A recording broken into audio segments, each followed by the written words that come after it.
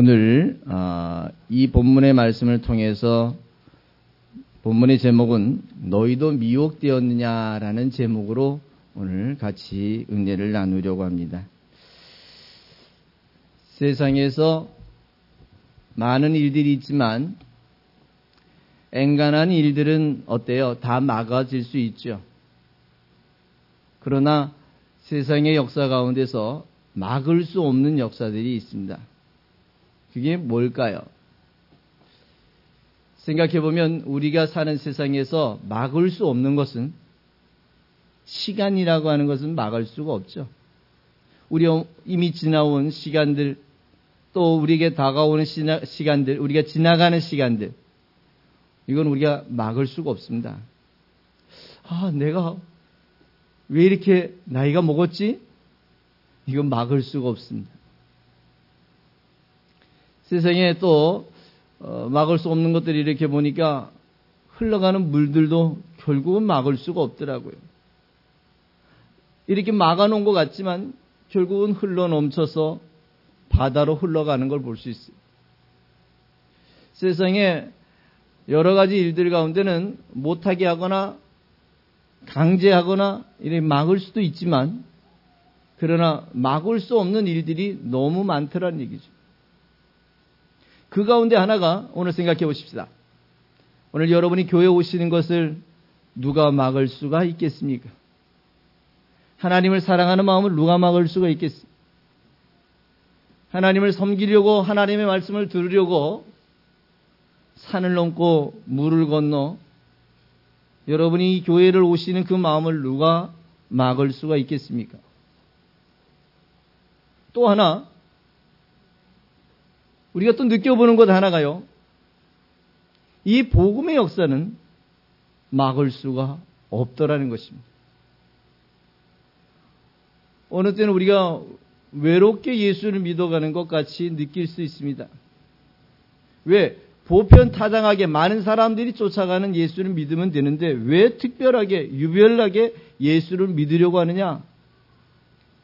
다른 교회가 하는 일들 다 하고 똑같이 하면 되지 왜 특별히 이 교회가 예수를 전하는 그 목적과 오직 예수를 전하는 일에 왜 특별한 소명을 가지려고 하고 있느냐라고 이렇게 물을 때에 어떻습니까? 이 복음의 역사가 막혀지는 것 같고요, 차단되는 것 같고요, 우리 안에 한정되는 것 같지만, 그러나 이 복음의 역사는 막을 수가 없습니다. 막아지지도 않습니다. 이 복음의 역사가 저수지에 뚝을 모아놨다가 뚝이 터져 물이 나오는 것처럼 하나님의 역사가 더 많은 사람들에게, 더 많은 교회들에게, 더 많은 목회자들에게 이 역사가 흘러가고 있고 이어져 가고 있다는 사실을 여러분 기억하시기 바랍니다. 그걸 어떻게 알 수 있겠느냐? 제가 많은 분들과 강의를 해보면 틀립니다. 정말 그분들은 하나님을 알고 싶어 하십니다. 그분들이 한결같이 하는 말이 나도 예수를 예수답게 전하고 싶다라고 하는 게 그들의 한결같은 소망입니다. 어떻게 하면 예수를 좀 더 잘 전할까? 어떻게 하면 예수를 예수답게 전할 수 있을까? 어떻게 하면 예수의 마음을 전할 수 있을까? 이것이 그들의 소원이고 그들의 꿈이었습니다. 그런 그 분들에게 오직 성경을 통하여 예수를 가르치니 그분들이 행복해하기 시작했고요. 그 행복해 하시는 그분들을 통해서 이 복음의 역사는 이제 전 세계적으로 땅 끝까지 오직 예수만 전해지는 역사가 이어질 줄 믿으시면서 볼 때마다 느끼는 것 하나는 이 복음의 역사는 우리한테만 끝나는 것이 아니라 이 복음의 역사는 흘러가고 막을 수가 없고 이어져 갈 수밖에 없다는 사실을 여러분 기억하시면서 주의 은혜 가운데 승리하실 수 있기를 부탁드리겠습니다. 승리하시는 방법이 뭐예요? 오늘 이 복음 안에서, 예수 안에서, 이 성경 안에서 여러분이 떠나지 아니하고 그 말씀 위에 집을 짓고 신앙의 집을 지어서 다시 주께 영광 돌리는 여러분과 내가 될 수 있기를 주님의 이름으로 부탁드리겠습니다.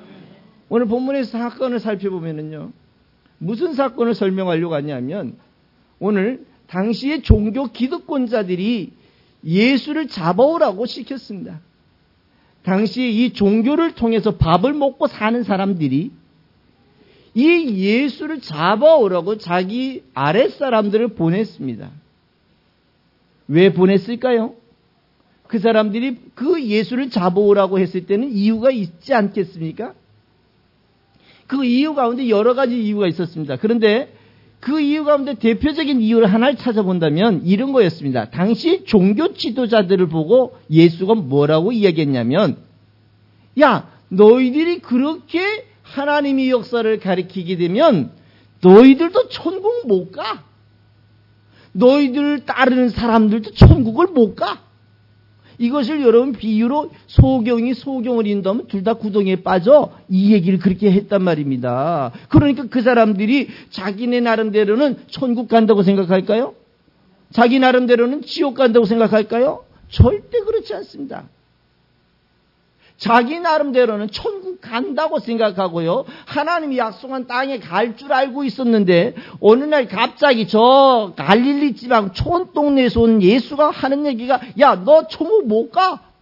열받습니다. 예를 들면 여러분과 나보고, 아, 야, 그 교회 나가면 구원 못 받아, 이런 얘기하고 똑같은 얘기입니다. 그 이야기를 들은 사람들이 어때요? 기분 좋겠어요? 엄청난 충격이죠. 자기는 지금 그 종교를 가지고 먹고 살고 그것을 가지고 삶을 영위하고 있는데 그 사람들 보고 너 천국 못 간다고 이야기해버리니 얼마나 충격적인 이야기입니까? 결국은 예수님께서 이렇게 말씀하신 이유가 있었어요. 뭐냐면, 너가 이렇게 충격적인 율법을 통해서, 그렇다면 내가 어떻게 해야 하나님의 역사를 알까? 어떻게 하면 하나님의 뜻을 바르게 전할까? 어떻게 합니까? 이런 동기를 얻어야 되는 거예요. 매를 때리는데 매를 맞는 이유가 있지 않겠어요? 내가 매를 맞으면, 아, 왜 내가 매를 맞았는가? 그러면 내가 다음엔 매를 안 맞기 위해서 어떻게 해야 될 것인가? 요거를 배워야 되는데, 안타깝게도 이 종교 지도자들은 어떻게 합니까? 자기 것을 지키기 위해서 누구를 죽이는 거예요? 자기를 책망하고 자기에게 대하여 구원 못 받는다고 얘기하는 예수를 죽이려고 하는 것입니다. 결국은 이 사람들이 자기의 기득권을 얻기 위해서 죽이려고 하는 거였어요. 그런데 이 죽이려고 하는데 명분이 없이 죽일 수 있습니까? 아, 예를 들면 자기 욕심만 따라가지고 야, 예수 죽여버리자 이렇게 해서 죽일 수 있겠어요? 예를 들어보세요. 예수를 따르는 무리들이 참 많았습니다. 그런데 감히 그 예수를 명분도 없이 죽일 수가 없어요. 그래서 그 사람들이 명분을 만드는 겁니다. 오늘 본문에 보면, 여러분들 본문 읽었는데 그 본문 51절에 보니까 51절에 보니까 사람들이 이 니고데모가 이 사람들에게 이야기합니다. 야, 너희들은 어떻게 율법을 행하는데 야, 결과도 안 보고 너희들이 율법을 가지고 정죄해버리느냐? 라고 이렇게 얘기하니까 이 사람들이 오늘 52절에 보면 뭐라 그러냐면, 야, 너도 갈릴리에서 왔느냐? 야, 갈릴리에서 어떻게 우리에게 메시아가 날 수 있겠느냐? 라는 이런 질문을 합니다. 이 사람들이 명분을 가진 이유들이 이런 거였어요. 갈릴리에서는 메시아가 날 수 없을 거다는 얘기죠. 그런데 예수는 어디 사람입니까? 갈릴리 사람입니다. 알고 보면 갈릴리에서 살았을 뿐이지 갈릴리에서 태어난 것은 아니었거든요. 그러나 보편적으로 알고 있었던 사람들은 야, 저 예수는 갈릴리 나사렛 사람이야 라고 이렇게 이야기할 수밖에 없었던 거였어요.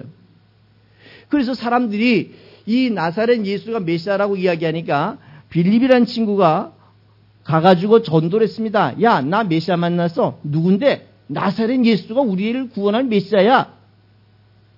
거기에서 나다나엘이 뭐라 했는 줄 아십니까?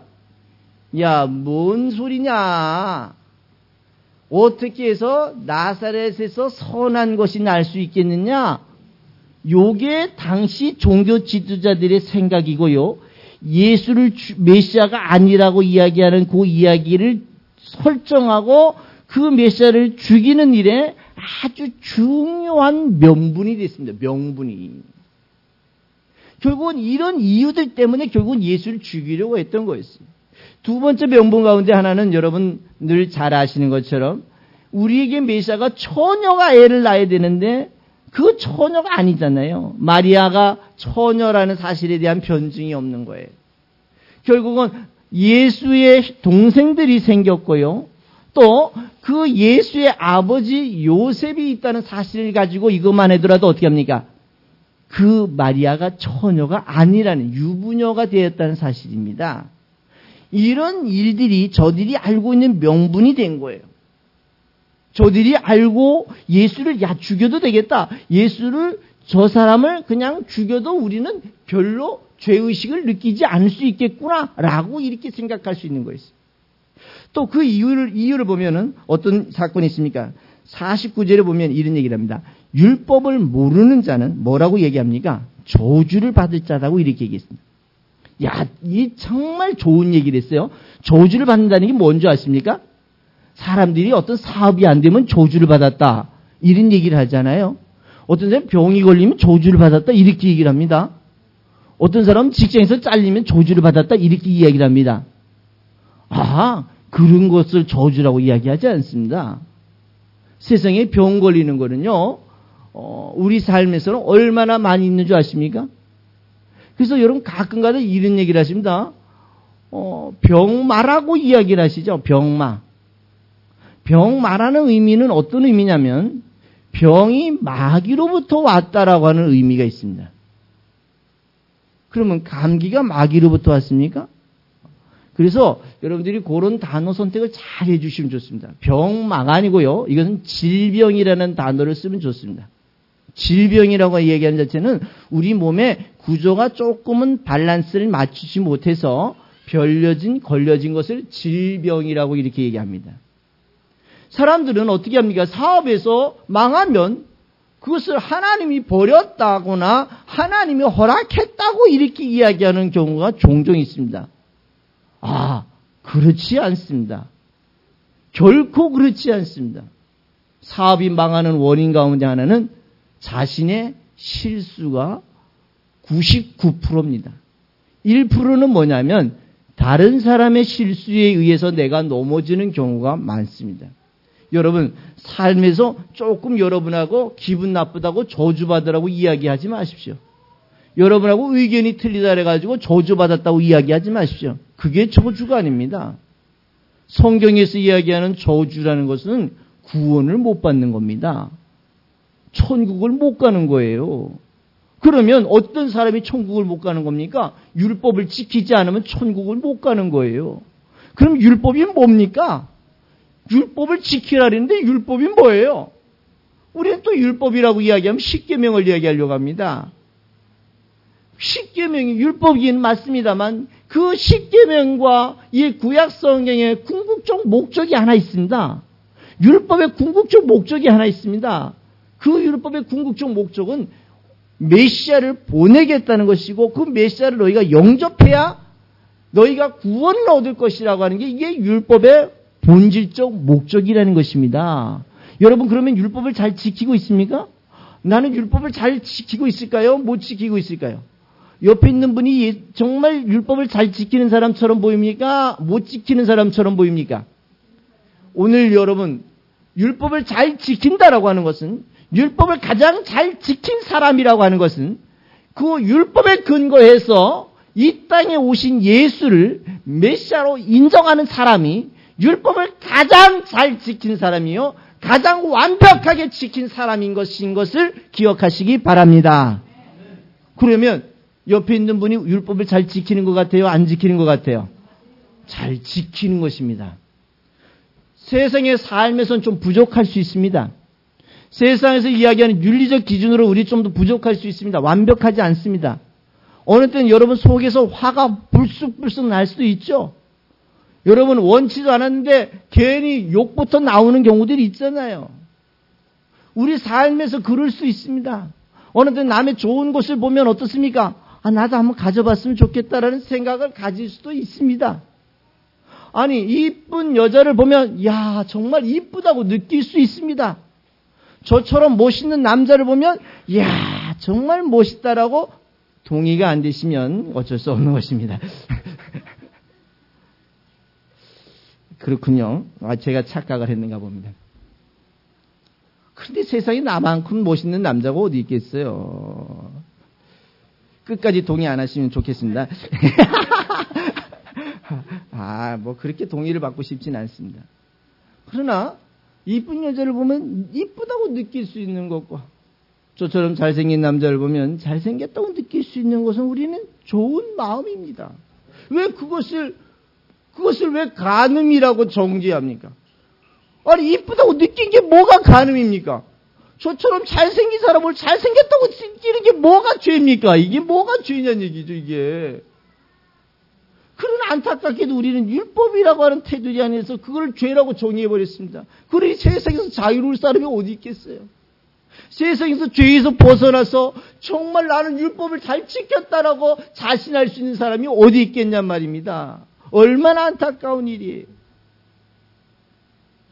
그러나 오늘 율법의 가장 핵심, 가장 중심, 다른 것들은 다 버릴 수 없고 가질 수 없을지라도 마지막 하나 잊어버리지 말아야 할 것은 그 구약의 율법의 근거에서 오신 예수만큼은 비가 오나 눈이 오나 앉으나 서나 배가 고프나 배가 부르나 병이 들었거나 건강하거나 사업이 잘 되거나 안 되거나 상관없이 예수와 함께 살아가시는 여러분들 되시기 부탁드리겠습니다.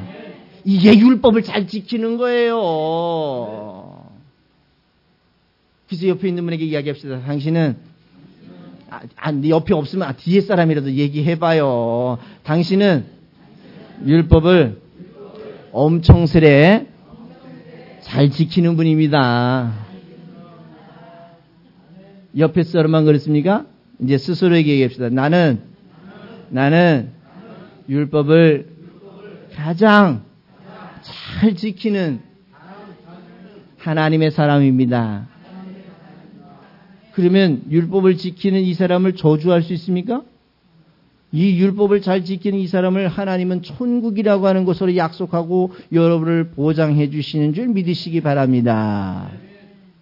윤리로 사람을 정죄하지 말란 얘기예요. 문자로 사람을 정죄하지 말란 얘기예요. 그런데 오늘 이 사람들은 뭐라고 이야기하냐면 자기네들이 가지고 있는 율법을 가지고 예수를 비방했습니다. 율법을 가지고 예수를 정죄했습니다. 율법을 가지고 예수를 잘 이해해야 되는데 도리어 그 이해해야 될 율법을 가지고 예수를 죽이는 일에 써버렸습니다. 얼마나 안타까운 일입니까? 어떤 면으로 봐서는 하나님이 주신 이 율법을 가지고 하나님을 죽이는 일에 써버렸습니다. 얼마나 안타까운 일입니까? 또한 이 사람들이 왜 예수를 이렇게 죽이려고 하고 예수를 이렇게 잡아오려고 하는 이유들이 뭘까요? 이렇게 하는 이유들이 뭘까요? 여러 가지 이유들이 있어서 결국은 오늘 45절에 보면 어떻게 합니까? 여러분들 보면 45절에 대제사장들이 하속들을 아랫사람들을 보내가지고 그들을 잡으려고 했다. 여러분 고전에 보면 44절 보니까 그 중에 잡고자 하는 자들도 있었으나 라는 이런 사람들이 있어요. 이 잡고자 하는 자들이 누구였었냐면 누구였었어요? 오늘 이 바리새인들이 보낸 사람들이었습니다. 잡으려고 했습니다. 죽이려고 했습니다. 이 예수를 무너뜨리려고 했습니다. 예수의 역사를 지금 많은 사람들로부터 분리시켜서 예수의 역사가 더 전해지지 못하게 하려고 했습니다.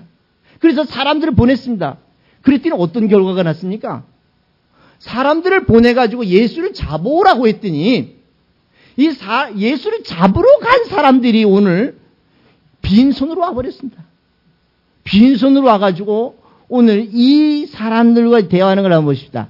46절에 45절에 보니까 야, 왜 너희들이 안 잡아왔느냐? 라고 이렇게 얘기했어요. 누구를 안 잡아왔다고요? 예수를 왜 안 잡아왔느냐? 라고 이렇게 얘기했습니다. 그랬더니 46절을 우리 같이 한번 읽어볼까요? 시작. 하속들이 대답하되 그 사람의 말하는 것처럼 말한 사람은 이때까지 없었나이다 하니 뭐라는 얘기예요? 가가지고 예수의 말씀을 들어보니까 예수가 말씀하시는 것과 예수가 보여주신 기적과 예수가 교육하신 그 교육들을 들어보니까 그 예수를 잡으러 갔는데 그걸 듣다가 보니까 자기들이 생각에 지금까지 내가 수많은 종교 지도자들로부터 이야기를 듣고 배웠는데 아니 저 예수가 하는 이야기만큼 한 사람이 없더라는 거예요. 그러니까 이게 교육이 얼마나 중요한지 모릅니다. 누구한테 교육을 받느냐가 엄청난 차이가 있는 거예요. 예를 들어 보세요. 이 잡으러 간 사람들이 그동안 종교 지도자들에게 교육을 철저하게 받았던 사람들 아닙니까? 왜? 최소한 그 사람의 하속으로 살려면 그 사람과 동의해야 되잖아요. 그 사람이 월급을 받고 살려면 그 사람의 이야기에 동의하는 사람 아니었습니까? 그랬던 이 사람들이 예수의 말씀을 듣다가 오늘 이 지도자들, 종교 지도자들이 하는 이야기가 뭐라고 그러냐면 따라합시다. 너희도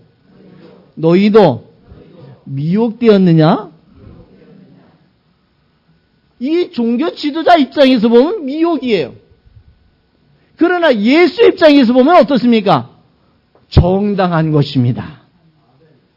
여러분, 우리가 예수 믿는 것은 예수 입장에서 보면 정당한 것이고 사단의 입장에서 보면 우리가 누구에게 미혹당한 것입니까? 예수에게 미혹당한 것입니다. 처음에는 미혹당하여 왔을지라도 와서 듣다가 보니까 예수가 좋습니까? 예수가 여러분을 살릴 수 있습니까? 여러분이 예수를 통해서 생명을 얻을 수 있습니까? 그것이 정확한 선택이요, 정확한 기준이 된다는 사실을 여러분 기억하시기 바랍니다. 오늘 이 예수를 잡으러 갔던 사람들이 그동안 예수의 얘기를 들어보지 못했다가 예수의 이야기를 들어보니까 예수의 얘기가 맞아요, 틀려요? 맞아요. 또 예수가 말씀하신 대로 응답이 돼요, 안 돼요? 응답이 돼요. 예를 들어보세요. 당시에 예수님께서 안식일 날 어떤 사람이 중풍병자가 예수님한테 왔습니다. 그랬더니 예수님이 중풍병자에 보고 뭐라 그랬냐면 야, 너 죄사함 받았어? 이 이야기를 들었던 당시 종교 지도자들이 열받았습니다. 왜? 야, 죄를 용서받으려면 절차가 있어야 되는데 그것도 레위지파 제사장만이 할 수 있는 일인데 예수는 레위지파도 아니거든요. 그런데 당신이 무슨 권리로 이렇게 하느냐라고 이렇게 얘기했습니다. 그랬더니 예수님께서 다시 한 말씀했습니다. 야, 너 상을 가지고 가버려. 그러니까 이 친구 그때서야 뭔 얘기인지 이해하고 자기가 누웠던 상에서 벌떡 일어나서 상을 들고 나가기 시작합니다. 당시에 그 종교를 가리키던 종교 기득권자들은 이런 역사가 없었어요. 그들은 말로는 야, 사죄 받았어? 네가 하나님이 용서할 거야? 하나님이 은혜를 입을 거야? 하나님 너를 지켜줄 거야? 이렇게 얘기를 했는데 결과가 안 나타난 거예요. 그런데 누구만 나타난 겁니까? 예수는 말씀하신 대로 그 말한 것에 대한 결과를 어때? 보여줘요? 안 보여줘요? 보여주잖아요. 당시에 이 사건을 본 사람들이 뭐라 그랬냐면 야, 저 예수는 우리 선지자, 우리 선생들과는 틀리단 얘기야. 틀리단 얘기예요. 그럴 정도로 사람들에게 어필이 되는 겁니다. 전달이 되는 겁니다. 그게 어떻게 가능한 거예요? 교육에 의해서 가능한 겁니다. 누구에게 와서 교육을 받느냐가 중요한 거예요. 어디에서 교육을 받느냐가 중요한 것입니다. 지금 이 시간에도 수없이 많은 교육 장소가 있습니다. 수없이 많은 교육 장소에서 예수가 전해지고 있습니다. 그 많은 장소에서 예수가 예수답게 전해질 수 있다면 얼마나 좋겠습니까? 그렇게 우리가 소망해야 하고요. 그렇게 되기까지 우리는 노력해야 할 것입니다. 그러나 안타깝게도 그 많은 교육 장소에서 몇 % 정도가 예수를 예수답게 가르치고 있을까요? 정말 안타까운 일 아닙니까? 사랑하는 성도 여러분, 여러분들도 처음부터 이렇게 예수가 잘 이해되었습니까? 처음 예수를 믿을 때 그 예수가 그렇게 잘 믿어지던가요? 이제 한번 예수를 예수답게 한번 믿어볼 수 있는 좋은 기회, 예수를 예수답게 전해볼 수 있는 좋은 기회를 여러분이 선택하셔서 하나님께 영광을 돌리는 우리 모두가 되시기를 부탁드리겠습니다. 예수를 잡으러 갔던 이 사람들이 예수의 말씀을 듣다가 와, 지금까지 그렇게 이야기한 사람을 만나지 못했다라고 이야기하는 이 엄청난 고백. 내가 한 번도 평생에 들어보지 못한 이 말씀을 내가 들었다라고 하는 이 충격적인 고백. 이 고백이 지금도 이어지고 있다는 것입니다. 지금도. 제가 많은 세미나를 다니면서 강의를 해보면 그분들이 한결같이 하는 얘기가 그런 얘기였습니다. 똑같은 성경을 보는데 왜 우리는 못 봅니까? 똑같은 성경을 읽는데 왜 우리는 그렇게 예수님을 소개할 수가 없습니까? 이제 내가 눈을 떴습니다. 이제 내가 성경을 보는 눈이 열렸습니다. 이제는 내가 예수만을 전하는 좋은 지도자가 되겠습니다. 정말 감동하고 감격하는 사람이 생기고 있다는 것입니다. 이제는 곧 그런 많은 지도자들이 모이게 될 것이고요. 예수를 예수답게 가르치는 일에 목숨을 걸고 삶을 투자하는 많은 지도자들이 생길 것입니다. 그 복음의 역사는 막을 수가 없습니다. 막아지지 않습니다. 어떤 역사가 오더라도 그것을 막을 수가 없다는 사실을 여러분 기억하시면서 이 복음의 역사를 세워가는 여러분과 내가 되실 수 있기를 부탁드리겠습니다. 예수 믿지 않는 사람들이 우리를 보기에는 야, 예수한테 미혹당했다라고 이야기하지만 그러나 예수 안에 들어와 있는 우리는 정말 우리는 바른 선택을 했구나. 정확한 선택을 했구나. 저주받는 선택이 아니라 생명 얻는 선택을 하신 줄 여러분 기억하시기 바랍니다. 이런 선택이 오늘 예수의 교육을 받았던 사람들로부터 있어지는 거예요. 그 대표적인 사람이 오늘 또 나옵니다. 누구 나오냐? 니고데모라고 하는 사람이 나옵니다. 오늘 이렇게 예수에 대해서 죽이려고 하니까 니고데모라고 하는 사람이 뭐랍니까? 오늘 여러분 보시면 아시겠지만 51절에 보니까 이렇게 얘기합니다. 야, 우리 율법은 사람의 말을 듣고 그 행한 것을 알기 전에도 판단하느냐라고 이렇게 얘기해 버렸습니다. 우리 율법은 야, 결과도 보기 전에 너희들은 판단하냐는 얘기입니다. 엄청난 이야기입니다. 오늘 이 니고데모가 언제 니고데모입니까? 오늘 이 니고데모는요, 당시에 종교로 기득권을 갖고 있었던 사람이 이 니고데모였습니다. 만약에 자기의 테두리 안에서만 살았더라면 이 니고데모는 영영 어떤 사람과 같이 예수를 죽이는 사람들과 같이 살았을 것입니다. 그랬던 이 니고데모가 여러분 요한복음 3장에 보면 어느 날 밤에 예수한테 찾아와서 선생님 어떻게 하면 우리가 구원을 얻을 수 있습니까? 야, 물과 성령으로 거듭나야 돼. 그러면 우리가 엄마 뱃속에 들어가서 다시 태어나는 게 거듭나는 것입니까? 예수님으로부터 이 밤에 와서 교육을 받았던 이 사람이었어요. 교육을 받았던 이 사람. 누구한테 교육을 받느냐, 누구한테 그것을 배우느냐가 굉장히 중요한 것입니다. 그랬던 니고데모가 오늘 이 상황에서는 누구를 변호하고 있습니까? 예수를 변호하고 있습니다. 아마 이 친구들이 이 니고데모 보고도 이렇게 얘기했습니다. 야, 너도 이 갈릴리 편이냐는 얘기입니다. 너도 갈릴리에서 태어났느냐? 너도 예수 편이냐? 너도 예수에 미혹되었느냐?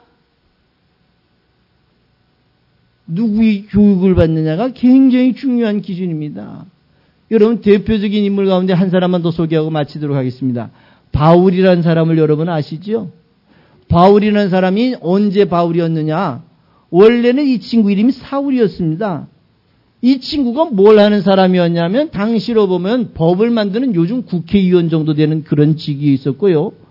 그리고 종교법으로 봐서도요 상당히 높은 지위에 있었던 이 친구였습니다. 그동안은 자기 선생들로부터 쭉 배워왔던 사람이었습니다.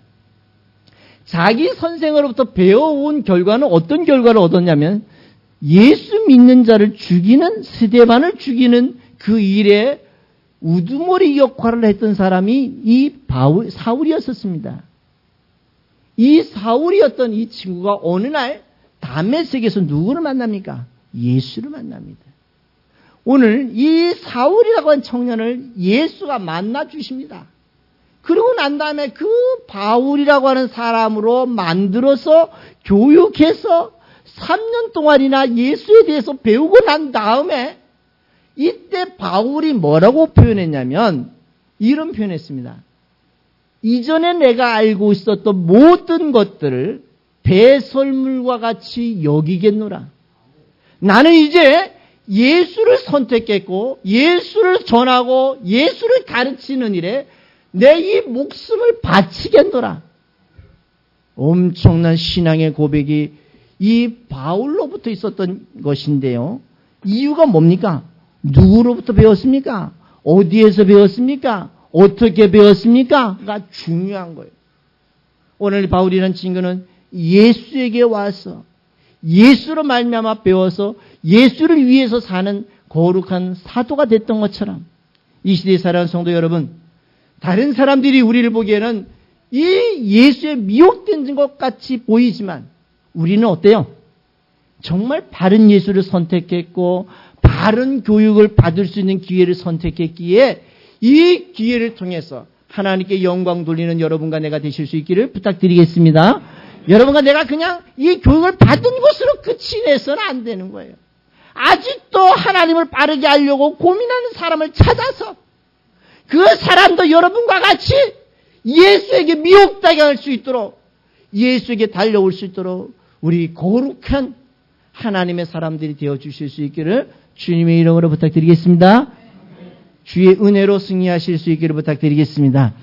하나님의 말씀을 하나님의 말씀대로 이해하고 주의 역사를 가르치고 소개하는 하나님의 사람들이 되어주실 수 있기를 주님의 이름으로 부탁드리겠습니다.